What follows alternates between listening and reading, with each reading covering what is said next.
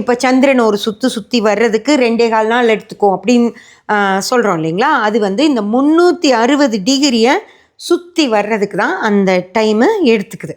360 degree. அந்த 360 டிகிரியை 27 நட்சத்திரங்கள் 13 டிகிரி 20 மினிட் வச்சு இங்கே நிற்கிது. ஒவ்வொரு 13 டிகிரி இவ்வளோ தூரம் 13 டிகிரி 20 மினிட், இவ்வளோ தூரம் 13 டிகிரி 20 மினிட், இவ்வளோ தூரம் 13 டிகிரி 20 மினிட்னு 27 நட்சத்திரங்கள் இப்படி உலகத்தை சுற்றி அதனுடைய இடத்த பிடிச்சு நிற்கிது.